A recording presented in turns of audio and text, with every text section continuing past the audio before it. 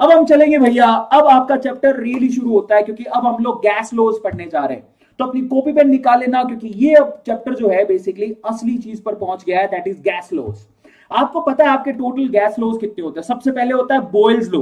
Please आप note down करो। अब देखो, अफसोस की बात देखो, जब चैप्टर रियली शुरू हुआ, जब चैप्टर यहां पर एक्चुअल में जिसपे से सवाल आते हैं, तब तक यहां पर कितने बच्चे घट गए? 150 से 200। इतने भी पेशेंस नहीं है कि एक्चुअली यही होता है। पता है टॉपर और नॉर्मल बच्चे में क्या फर्क होता है? नॉर्मल बच्चा एक्साइटमेंट में शुरू करेगा, यस, खरगोश की तरह, और धीरे धीरे जैसे ही 2-3 पेज पढ़ेगा, टटिया निकल जाएंगी, भग जाएगा। लेकिन टॉपर क्या होता है? टॉपर बेसिकली होता है जो शुरू में जिस स्पीड से वो चला, आखिर तक जब तक खत्म नहीं हो जाता तब तक वो वहीं बैठा रहता है और पूरे चैप्टर को खत्म करके जाता है। That is called topper. ऐसे नहीं कि आधा अधूरा चार पेज पढ़ लिए तुम्हारा सिलेक्शन होगा क्या 4 पेज में?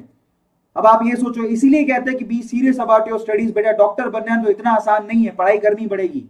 समझ में आता है? तो चलिए अब शुरू करते हैं यहां पर गैस लॉज, क्योंकि अब तो चैप्टर आपका शुरू होगा। और जो आखिर तक, मैं आपको सवाल बता देता हूं, एक्चुअल में आपके चैप्टर में आखिरी से सवाल पूछे जाते हैं, क्योंकि पहले तो हर कोई पढ़ लेता है। तो चलो, अब यहां पर आपके 4 लॉज होंगे। एक तो होगा Boyle's law. Boyle's law basically किस किस के बीच में होगा?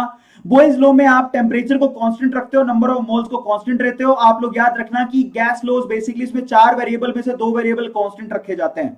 4 वेरिएबल कौन से हैं? Pressure, volume, temperature and number of moles. इसमें से 2 को कांस्टेंट रखते हैं। बॉयल्स लॉ में आप टेम्परेचर और नंबर ऑफ मोल्स को कांस्टेंट रखते हो और बेसिकली प्रेशर और वॉल्यूम में रिलेशन निकालते हो। That pressure is anti proportional to, yes, pressure is anti proportional to, yes guys, pressure is anti proportional to volume. ये बॉयल्स लॉ हो गया। अभी इसको डिटेल में पढ़ेंगे।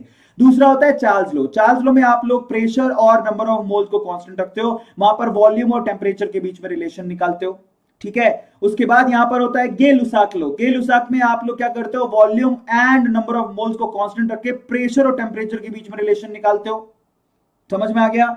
इसको गे-लुसाक लॉ बोलते हैं। फिर आता है आपका एवोगैड्रोस लॉ। एवोगैड्रोस लॉ में आप टेम्परेचर और प्रेशर को कांस्टेंट रखते हो और वॉल्यूम और नंबर ऑफ मोल्स के बीच में रिलेशन निकालते हो।